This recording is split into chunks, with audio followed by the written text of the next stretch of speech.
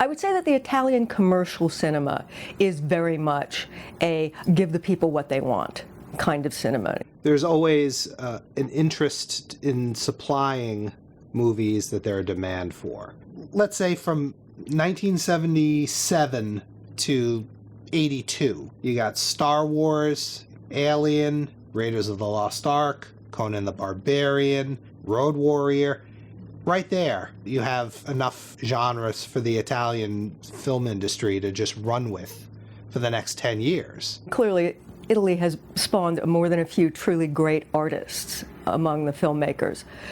But for every Antonioni or Fellini, there are a whole bunch of working directors who are the first to tell you, everybody, they love the Westerns, I'm going to be making Westerns.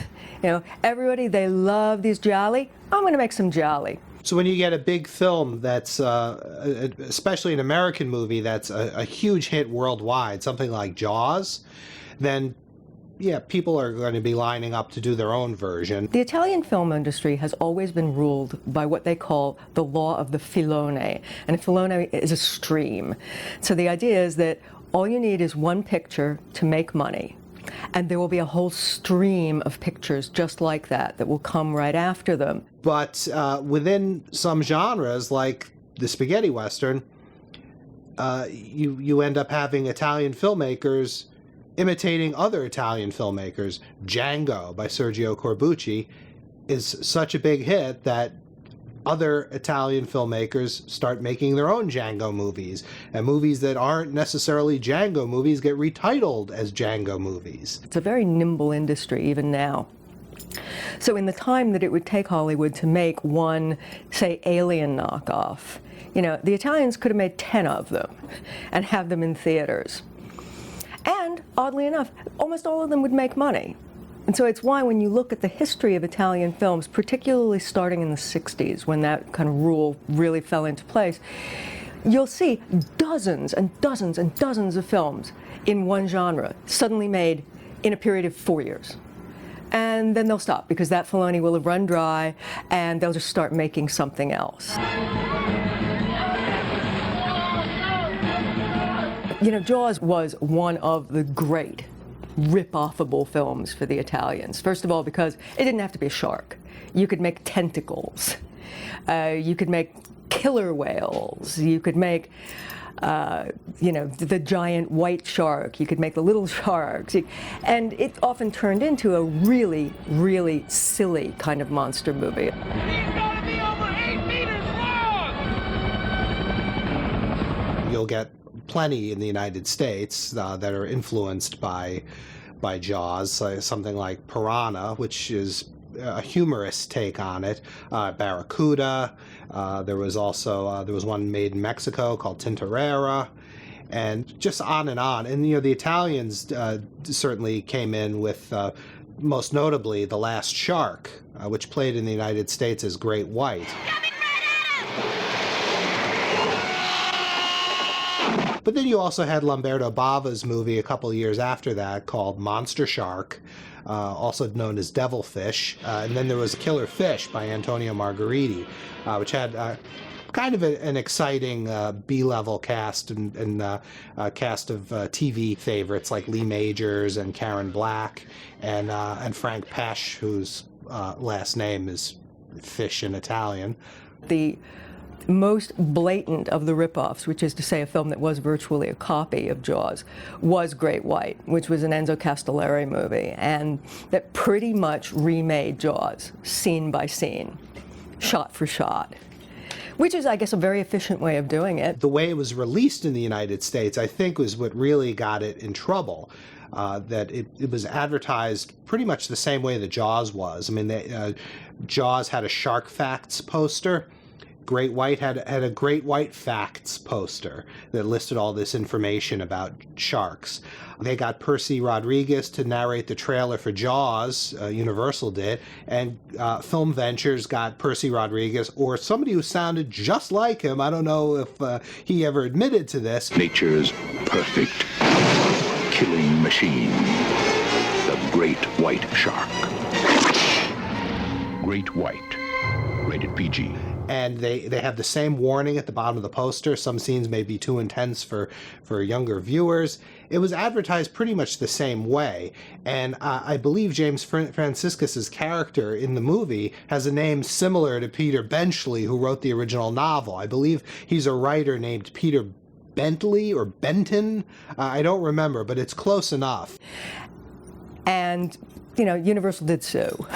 They pulled Great White right out of the theater, and they have a long memory, Universal, because about 5 or 6 years ago there was a screening of Great White advertised. It was going to be an Enzo Castellari double bill of Inglourious Bastards and Great White, and the theater showing the double feature got a cease and desist from Universal, so no screening of Great White. It's my shark rod. It has to be. The hell it is! There are bodies out there, and more to come if we don't end this Because thing. basically Italian casting directors were the master of, that guy just fell off the A-list, but he's still got a mortgage to pay.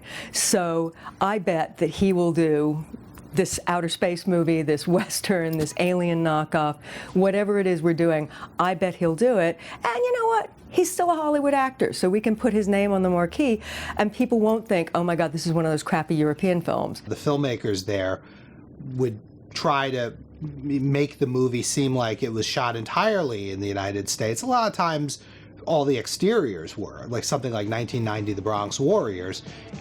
They filmed a lot in New York, in Manhattan, as well as in the Bronx. But all the interiors were shot in Rome. So Italian actors got name changes, and wherever possible, you would have at least one American name actor. The Cannibal Apocalypse was shot in Atlanta. The Beyond was shot partly in Louisiana. Hands of Steel was shot in Arizona.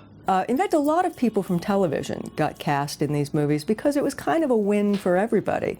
The guys and girls who were television actors got the chance to be in a feature film.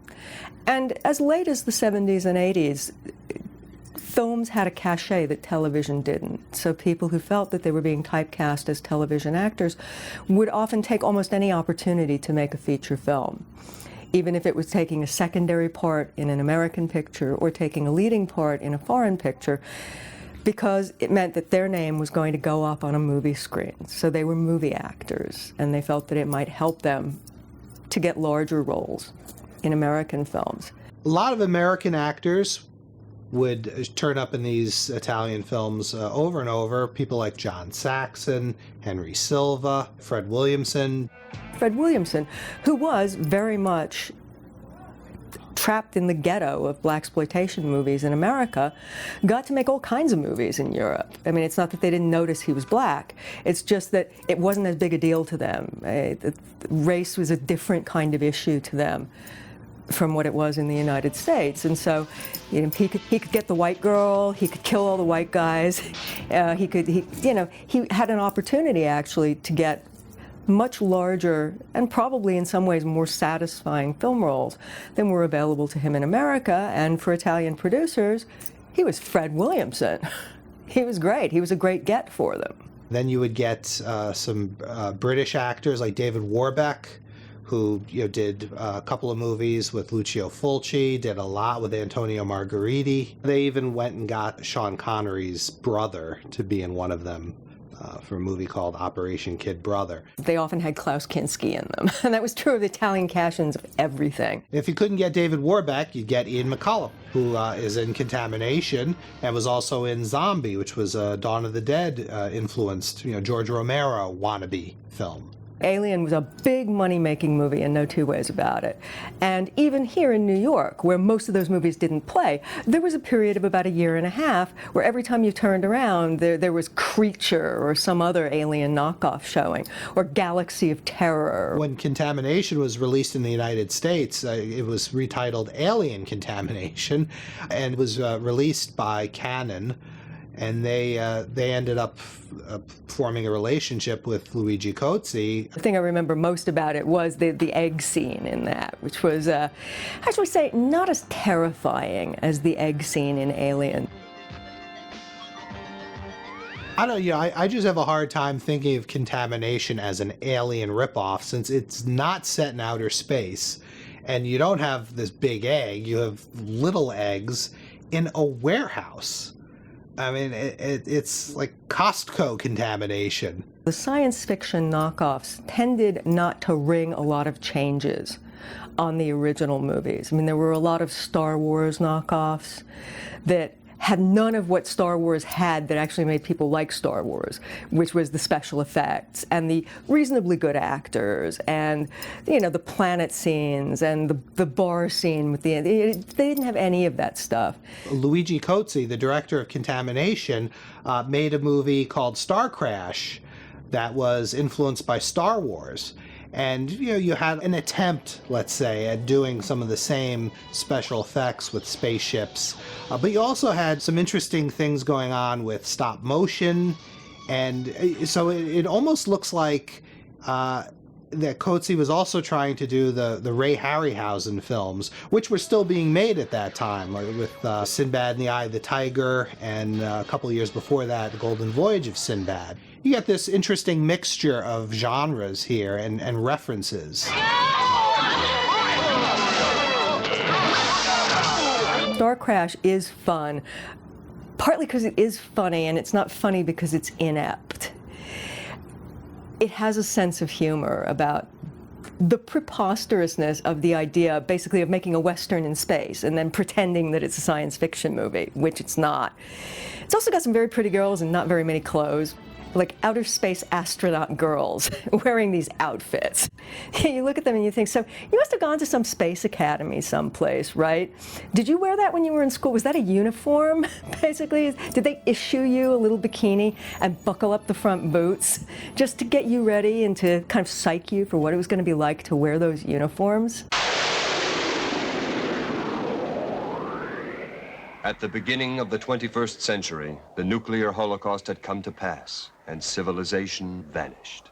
It was a time of chaos and violence, until one day there appeared the post-nuke genre, when they would take either Road Warrior or Escape from New York, elements from these films, and just over and over again do different variations. So you get 1990, The Bronx Warriors, Escape from the Bronx, Warriors of the Wasteland. And I think part of the appeal of those movies, first, was that after Mad Max, and particularly Road Warrior, because that was a much bigger hit worldwide than Mad Max was, they had a real box office appeal. People clearly liked the kind of gladiatorial combat aspect to those movies. But also, they were pretty cheap. You had a movie called Rush, and then another movie called Rage. After the fall of New York, there was a whole string of these films. You didn't have to spend a lot of money on costumes because people were always dressed in rags in these movies. All you had to do was buy a shirt for the guys and get a girl something that she could tie up underneath her boobs, and that was fine. Because all you had to do was go up to the South Bronx, and you know, you had buildings that had been burned to the ground, you had empty lots. You had debris all over the street. It was the best special effect and set design that nobody had to buy. Another one is Lucio Fulci's film, The New Gladiators, which was made in 1984 and was released in the United States on video in December of '87, just a month after The Running Man came out. Now, a lot of people, when they saw The New Gladiator sitting on the video shelves, thought, oh, wow, they were very fast in getting a Running Man ripoff out there. But, you know, it was made 3 years before The Running Man, and a year or two after the Stephen King novel, The Running Man. But the interesting thing about it is that it's actually based more on the Robert Sheckley short stories, The Prize of Peril, and also The Seventh Victim, which became The 10th Victim, the 1966 film with Marcello Mastroianni and Ursula Andress. So there are a lot of elements from Robert Sheckley ended up in the Stephen King novel, The Running Man, and then ended up in The New Gladiators. They had a real old Western, but really rough Western quality to them, because they're all ultimately about the war between civilization and the wilderness.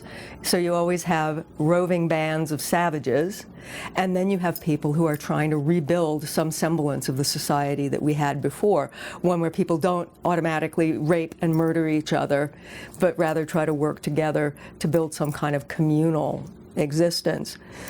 It's a very compelling story, and it is relatively inexpensive to make. And then if you wanted to spend a little extra money, you could have some mutant monsters or something, some shambling creatures or some people who had gone mad and become the cannibal tribe or something. One of the most interesting post-nuke movies, I think, is After the Fall of New York, because on the surface it's another Escape from New York ripoff, but I mean, there's at least one plot idea that predicts Children of Men, the P.D. James novel, and later the film with Clive Owen and Michael Caine. On an audience level, those movies actually played to two completely different audiences. They played to people from the cities who recognized echoes of urban unrest, of which there was a great deal in the 70s and 80s. There was a lot of class warfare of one kind or another.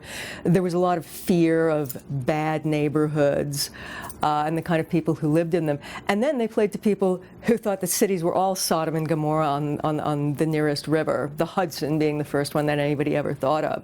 And so it played to a fantasy version of the worst things that they thought about cities, and they just got a big kick out of that. It's like, yeah, that's how those city people are. They're running around on their motorcycles and setting people on fire, and it's just one big free-for-all, because that's what goes on in the cities. Something like Warriors of the Wasteland, the Enzo Castellari film. I mean, he probably noticed in Mad Max that there was a rape scene in Mad Max where a young couple are both assaulted by this roving motorcycle gang. So in the Castellari movie, they decided to make the villains all homosexuals, and at one point they rape the Mad Max stand-in, played by Timothy Brent, which I don't think anybody was expecting that. And that's something you definitely wouldn't encounter in most American films. They knew they couldn't get the effects or the performers in the films that they were imitating. They couldn't get that same level of quality. So they would make up for it in other areas, usually outrageous behavior. Boobs and blood, cheapest effects ever.